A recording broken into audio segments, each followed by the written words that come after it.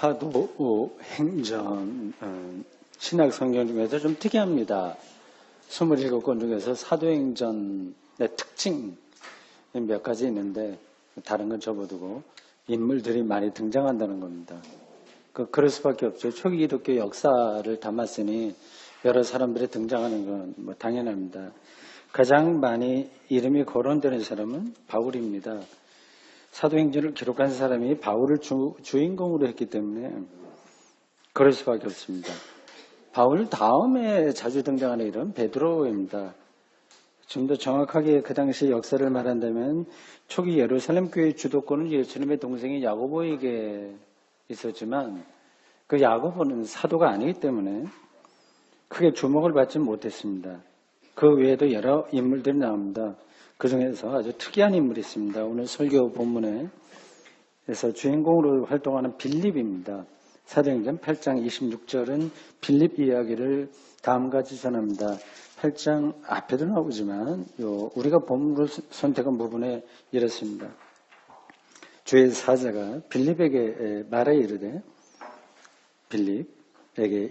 일어나서 남쪽으로 향하여 예루살렘에서 가사로 내려가는 길까지 가라 하니 그 길은 광야라. 주의 사자가 빌립에게 말을 했다고 하네요. 주의 사자가 누군지는 우리가 정확하게 알 수 없습니다. 성경에는 그런 표현들이 많이 나와요.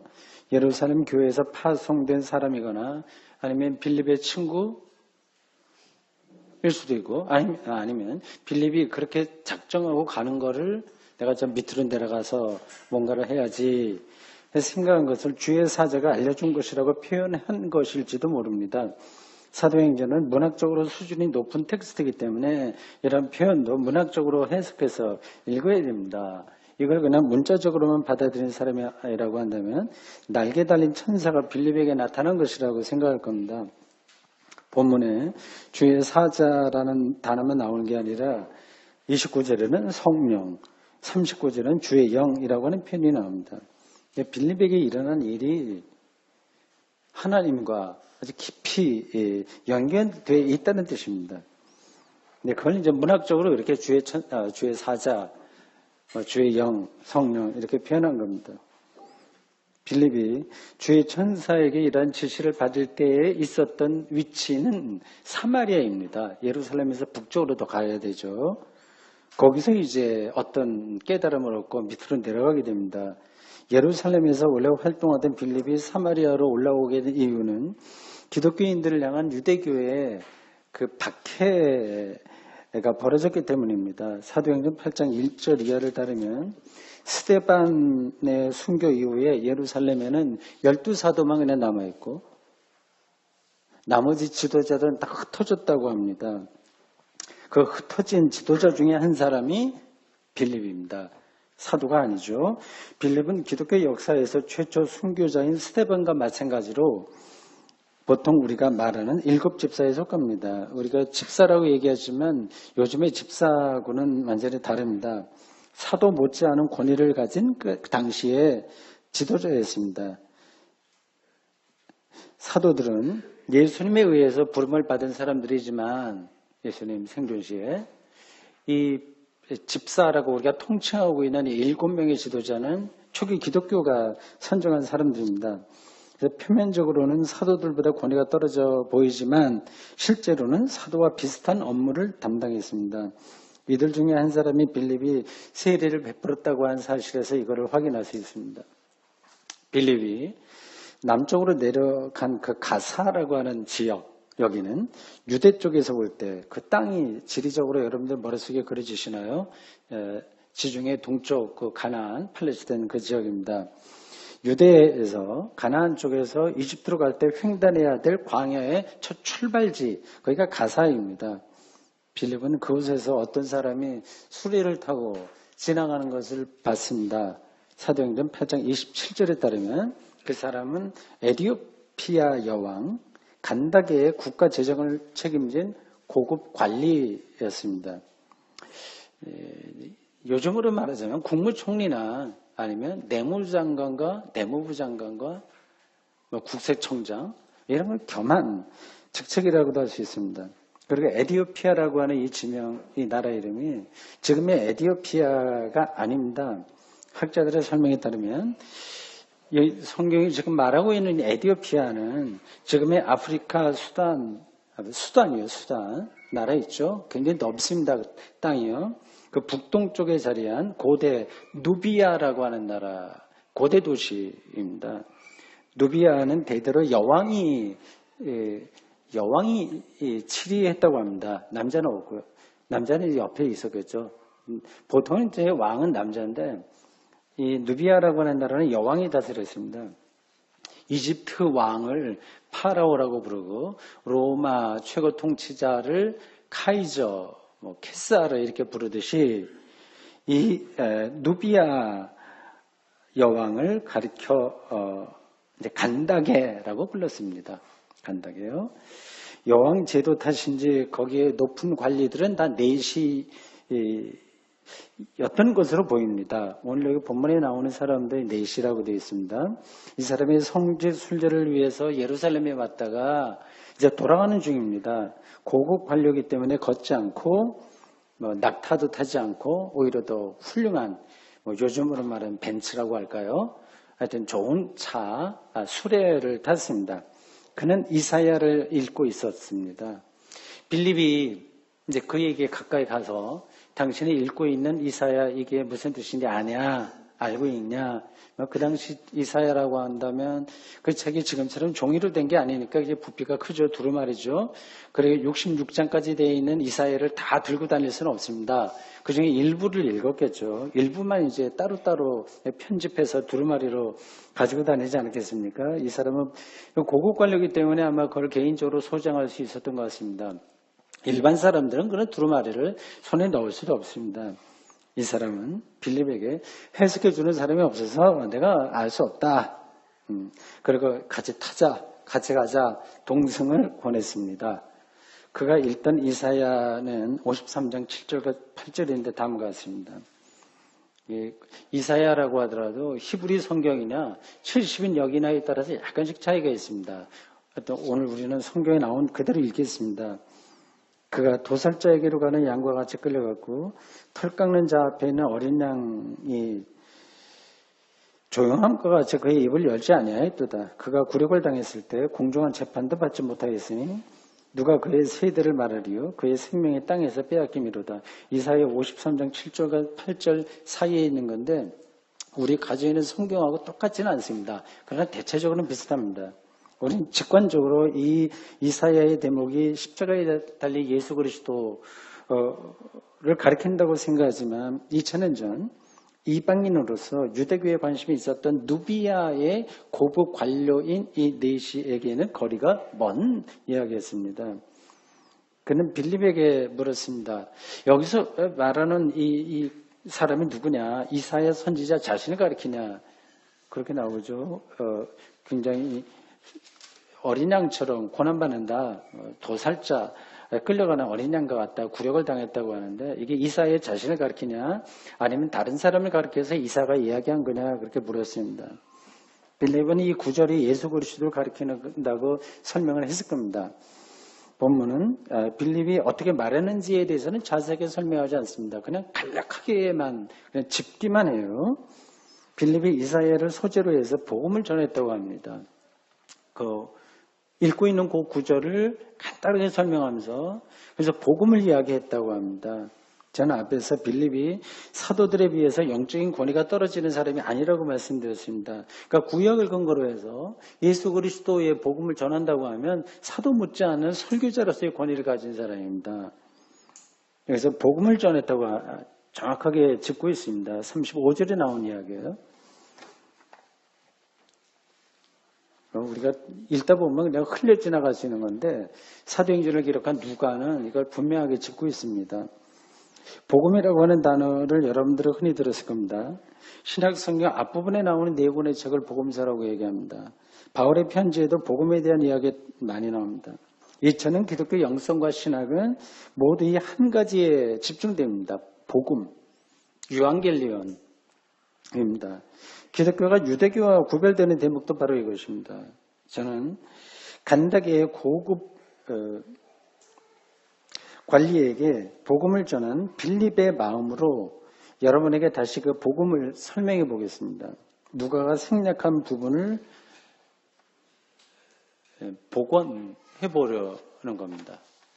어느 정도 이 빌립의 영성에 제가 다 있을지 모르겠습니다. 여러분들도 각자 생각해 보면서 들어보시기 바랍니다. 세상살이의 원리는 우리가 좀 다 살아가고 있지 않습니까? 경쟁, 승리, 업적, 성공 등등의 단어로 표현됩니다. 이 두 가지를 줄여서 말한다면, 이거를 두 가지로 줄인다면 살아남기, 생존과 이기기, 승리하는 겁니다. 살아남으려면 이겨야 되고 이기려면 일단 살아남아야 하니까 이 두 단어는 같은 의미입니다. 이게 좋은 뜻으로도 작동되고 나쁘게도 작동됩니다. 살아남는 거하고 이기는 것. 이게 이제 우리의 세상살이의 원리입니다. 어려운 형편에서도 살아남는 건 좋은 일입니다. 서바이벌이라고 하죠. 생존, 살아남는 겁니다. 고대 유인원들은 척박한 환경 가운데서도 살아남았습니다. 수십만 년 전, 수백만 년 전. 인류의 조상들은 아주 어려운 가운데서 생존했습니다. 빙하기에도 살아남았습니다. 그들이 살아남지 못했다면 지금의 인류도 없습니다. 운동선수들의 상대방을 이기기 위해서 애를 씁니다. 이런 과정에서 운동기술이 발전합니다. 다 좋은 거죠. 우리나라 기업들이 외국 기업과의 경쟁에서 이기기 위해서 최선을 다합니다. 남북의 평화 공존을 추구하는 정치 세력이 그걸 반대하는 정치 세력과의 경쟁에서 이기는 건 좋은 일입니다. 살아남기와 이기기가 늘 좋게만 우리 인생살이에서 나타나지 않는다는 게 인류 역사입니다. 오히려 부정적인 경우가 또 많다고 봐야 되겠죠. 현실적으로 말입니다. 수단 방법 가리지 않다 보니 생명 파괴도 서슴지 않습니다. 이게 옳은지 그른지도 아예 생각하지 않고 우리는 삽니다. 교회도 역시 이런 원리에서 자유롭지 못합니다.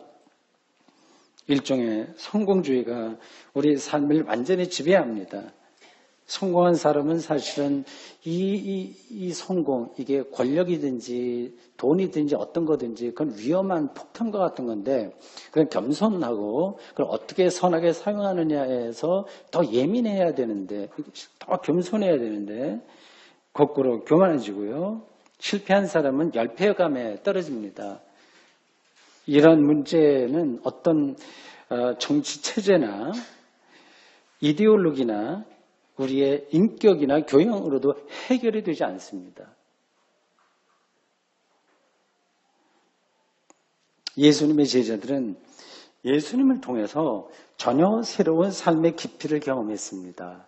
새로운 삶의 원리, 세상살이의 원리라고 말할 수 있습니다. 살아남고 이기기 위해서 무한 경쟁에 빠져들고 자신의 성공의 인생을 거는 것과는 전혀 다른 삶의 깊이였습니다. 삶이, 즉 생명이 하나님의 선물이라고 하는 사실을 바꿀 것입니다. 아주 평범한 이야기이긴 한데 거기서 시작합니다. 생명, 즉 삶은 점수를 많이 받거나 돈을 많이 벌거나 높은 지위에 올라가는 만족감이 아닙니다. 착각하며 사는 경우가 많은 거죠. 그렇게 해서 얻는 것은 선물이 아니라 노력의 대가입니다. 생명이 하나님의 선물이라고 하는 말에는 두 가지 의미가 있습니다. 하나는 생명을 완성하기 위해서 애쓸 필요가 없다는 사실입니다. 주어진 거니 그냥 받기만 하면 되는 겁니다. 좀 모호하게 들으시죠? 우리는 늘 내가 노력한 것만큼 받는 방식에 딱 쩔어 있어서 이게 어떤 건지를 감을 잡지 못하고 삽니다. 다른 하나는 다른 사람에게 신세를 지지 않아도 된다는 사실입니다. 다른 사람의 신세, 다른 사람의 눈치를 보지 않아도 된다는 것 하나만 알아도 우리의 삶에는 전혀 다른 차원이 열립니다. 이 사실을 모르는 기독교인들은 없겠지만 하도 많이 들어서 복음이 뭐냐라고 하는 걸 많이 들어서 없겠지만 이게 현실로 다가오지 않는다는 게 문제입니다. 듣고서 다 지나가 버리지 삶의 내용으로 자리를 잡지 못합니다. 일종의 영적인 공황장애를 앓는 사람들에게 나타나는 현상입니다. 온갖 불안에 쫓기고 패닉과 비슷한 현상에 겉으로는 아닌 것 같지만 속으로 거기에 들어가서 이 하나님의 선물인 생명이 아주 실질적인 것으로 경험되지 못하는 겁니다. 예수님은 생명이 하나님의 선물이라고 하는 사실을 분명하게 인식하셨고 확신했고 경험했기 때문에 십자가 운명을 그대로 받아들일 수 있었습니다. 다른 사람들은 십자가 죽음을 이건 생명 파괴지, 이건 완전히 실패지 그렇게 여겼지만 예수님은 하나님의 생명이 십자가 처형으로 파괴되지 않는다고 본 것입니다. 이런 영적인 깊이를 뚫어보기는 쉽지 않고요. 안다고 하더라도 그런 방식으로 살아가기는 불가능합니다. 예수 그리스도에게만 온전하게 일어난 하나님과의 일치를 통해서 나타난 일입니다. 그래서 제자들은 예수님의 십자가 죽음을 다른 사람에게도 많이 그 당시 일어났던 것인데 예수님 개인의 운명이 아니라 인류 전체의 운명과 연결된 것으로 보았습니다. 아주 특별한 죽음이었기 때문에 그렇습니다. 예수님의 십자가 죽음을 통해서 이제 십자가 죽음과 같은 운명에 떨어진 사람들이 하나님과 함께할 수 있기 때문입니다. 그러니 모든 인류의 운명에 예수 십자가 사건이 결탁된 겁니다. 비유적으로 아주 쉽게 얘기해서 예수님의 십자가 죽음은 일종의 구명정입니다. 거기에 올라타기만 하면 영적으로 살아날 수 있기 때문입니다. 구명정이 값 없이 주어진 것이기 때문에 예수님 사건은 복음입니다. 이것보다 더 복된 소식은 없습니다. 이 복음을 아는 사람은 전혀 새로운 삶을 살아갑니다. 새로운 삶을요. 이것이야말로 복음의 능력입니다. 빌립이 그 간닥의 여왕의 고고 관료인 이 네시에게 복음을 전했다고 하는데 제가 말한 이거를 얘기했을까요? 더 깊은 뜻을 얘기했겠죠. 제가 아는 선에서 다시 한번 설명한 겁니다. 이사야 본문으로부터 시작해서 예수님에 관한 이야기를 빌립에게서 전해들은 간닥의 신하는 세례를 받으려고 했습니다. 사도행전 8장 36절에 그 상황을 이렇게 보도합니다. 재밌어요. 길 가다가 물리는 곳에 이르러 그 네시가 말하되 보라 물이 있으니 내가 세례를 받으면 무슨 거리낌이 있느냐. 그 자리에서 길을 가다가 말 듣고 복음을 전해 듣고 그 자리에서 세례를 받겠다고 하는 말은 정말 큰 제안입니다. 세례를 받으려면 일정한 교육을 받아야 되지 않습니까? 그리고 세례는 개인적으로 베푸는 게 아니라 교인들이 모인 공적인 예배에서 베풀어야 됩니다. 세례는 교회 공동체에 받아들여지는 공적 의식이기 때문입니다. 빌립은 이 간닥의 여왕의 고국 관료인 네시의 제안을 거절하지 않았습니다. 교회 규정보다는 사람을 살리는 일이 더 중요하다고 판단했기 때문입니다. 두 사람만의 세례 의식이 끝나자 빌립은 자기 갈 길을 가고 간닥의 네시 역시 기쁘게 자기 길을 갔다고 오늘 본문이 설명합니다. 이 두 사람 그 이후로 또 만났을까요? 못 만났을까요? 못 만났겠죠. 빌립에게서 세례를 받은 이 사람이 자기 나라의 누비아에 돌아가서 복음 전파의 일익을 감당했을 것으로는 추정이 가능합니다. 아주 옛날 가사 지역에 빌립에 의해서 벌어진 어떤 한 사건이었습니다. 빌립이 베푼 세례는 기독교 역사에서 특별합니다. 이 세례 사건으로 인해서 기독교의 선교 방향이 새롭게 나갔기 때문입니다. 이 빌립에게서 세례를 받은 사람은 앞에서 말씀드렸듯이 누비아, 간닥의 여왕 신하였습니다. 아프리카 사람입니다. 이게 이방인이죠. 이방인일 뿐만 아니라 내시예요. 유대교 율법에 이러한 사람은 배척의 대상입니다. 유대교와의 경쟁 관계에 있던 당시의 기독교 입장에서 이런 사람을 받아들이기는 쉽지 않습니다. 자체 구설수에 휘말릴 수도 있기 때문입니다. 그렇지만 빌립은 그에게 세례를 베풀었습니다. 최초의 이방인 세례입니다. 더구나 이탈리아 백부장인 고넬료에게 세례를 베푼 베드로, 사도행전 10장에 나와요. 그 뒤로 나와요. 이 베드로보다도 가장 권위가 있던 베드로보다도 빌립이 앞서서 이런 엄청난 일을 감행했습니다. 빌립의 세례 사건은 기독교가 유대인과 이방인이라고 하는 벽을 넘는 최초의 사건이라고 하는 점에서 특별합니다. 오늘 우리에게는 그것이 당연하지 그렇게 보일지 모르지만 당시로서는 감당하기 어려운 혁명적인 사건입니다. 이런 일이 가능한 이유는 복음의 능력에 달려 있습니다. 복음의 능력입니다. 예수 그리스도를 통해서 삶에 대한, 생명에 대한, 역사와 시간과 자기 운명에 대한 경험의 깊이가 달라졌기에 제자들과 초기 기독교인들은 철옹성 같았던 벽을 허물어뜨릴 수 있었습니다. 우리는 그들의 후예입니다. 저는 구체적으로 오늘 한국교회가 복음의 능력에 근거해서 극복해야 될 벽을 두 가지만 말씀드리겠습니다. 하나는 공산주의라고 하는 벽입니다. 남북 분단 체제가 70년이나 계속되어 있습니다. 세계 유일의 분단 국가입니다. 부끄러운 일이죠. 우리는 지금 척추에 아주 큰 장애를 안고 사는 사람과 똑같습니다. 날씨만 이상하면 허리에 통증 때문에 못 견디는 그러한 지병을 안고 있는 한 사람과 같습니다. 이러한 분단 체제를 지속하게 하는 집단 중에 하나가 부끄럽게도 기독교입니다. 그 중에서도 개신교회이고 주로 개신교회이고 그 중에서 대형 교회입니다. 이들은 북한을 적대시합니다. 전쟁을 치렀으니까 그들의 그런 마음을 이해 못할 것은 없습니다.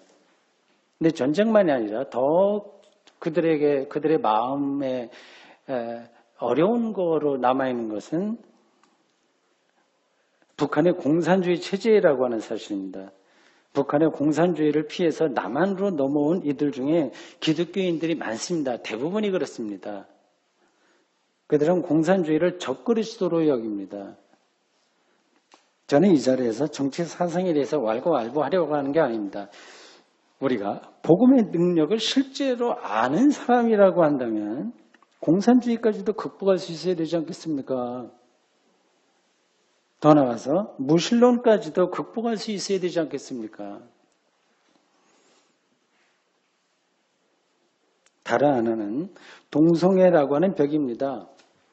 빌립은 이방인 내시에게 세례를 베풀었습니다. 일반 사람들과 전혀 다른 성, 정체성을 가진 사람입니다. 오늘의 동성애자들과 다를 게 없습니다. 이 사람은요. 한국교회, 그 중에서도 개신교회, 그 중에서 대형교회는 동성애자들을 노골적으로 비하하고 적대시합니다. 동성애는 성경이 죄라고 하니 비판하는 게 마땅하지 않냐 생각하는 기독교인들이 있습니다. 성경을 해석하지 못하고 문자적으로 받아들인 결과입니다. 공산주의도 그렇고 동성애 문제도 그렇고 근본적으로 생명, 즉 삶의 방식에 대한 겁니다. 그거는요. 삶의 방식인 거예요. 삶의 방식들은 시대와 민족과 나라에 따라서 다를 수 있습니다. 성경에 거론되었다고 해서 모든 것이 문자적으로 옳은 게 아니고 그 시대에만 옳은 겁니다. 방식은 다 그렇습니다. 방법론이요. 그건 그 시대에 맞는 거고 성경에 기록되지 않았다고 해서 다 허용되는 것도 아닙니다. 예를 들어서 핵무기 같은 거는 성경에 없지만 우리는 그것을 혹은 악의 결과라고 봐야 됩니다.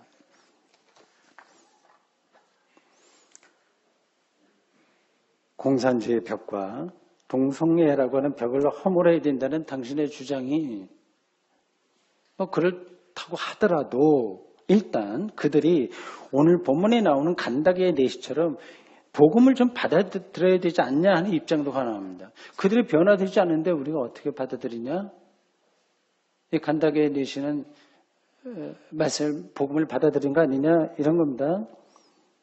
그들이 복음을 받아들이게 하기 위해서라도 일단 그들을 있는 그대로 인정하는 게 필요합니다. 있는 그대로 인정해야 됩니다. 서로 다르다고 하는 사실만 강조하면 복음 전파는 불가능합니다.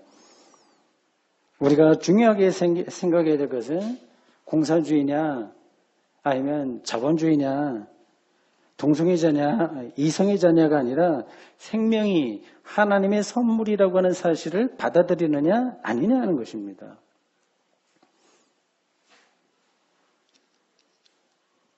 당신이 북한 공산당에게 당해보지 않아서 그런 말을 한다. 공산당에 내려오면 북한의 공산당에 내려오면 목사를 제일 먼저 처단할 거라고 말하는 분을 만나본 적이 있긴 합니다. 미국의 힘을 빌려서라도 북한 정권을 끌어내려야 된다고 생각하는 사람들이 대구 지역에 제법 많습니다. 그런 분들의 생각은 900년 전 그리스도의 이름으로 지중해 연안의 모든 나라를 증오와 파멸로 몰고 간 십자군 전쟁에 단단히 결속되어 있을 뿐이지 복음의 능력과는 거리가 먼 게 아니겠습니까? 제가 보기에 그렇습니다. 사랑하는 성도 여러분, 교회는 복음 공동체입니다. 어마어마한 이야기입니다. 말로만이 아니라 실제로 모든 벽과 차별과 선입견을 넘어서게 하는 복음의 능력에 사로잡혀서 살아가야 됩니다. 그게 그냥 되지는 않을 겁니다.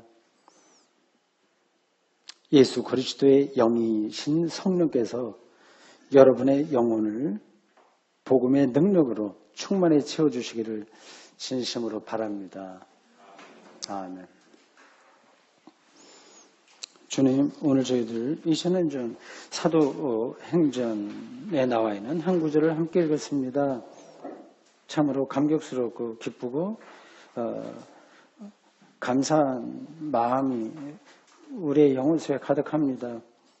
빌립이 간다게 여왕의 고급 관료인 이방인이면서 내시인 사람에게 기꺼이 세례를 베푼 사건이었습니다. 주님, 무엇이 중요한지, 무엇이 본질인지, 무엇이 핵심인지, 삶에서나 신앙에서나 무엇이 근본인지를 예민한 영적 통찰력으로 분별하며 이 복음의 능력에 사로잡혀 살아가도록 저희들을 주님 붙들어 주십시오. 예수님의 이름으로 기도합니다. 아멘.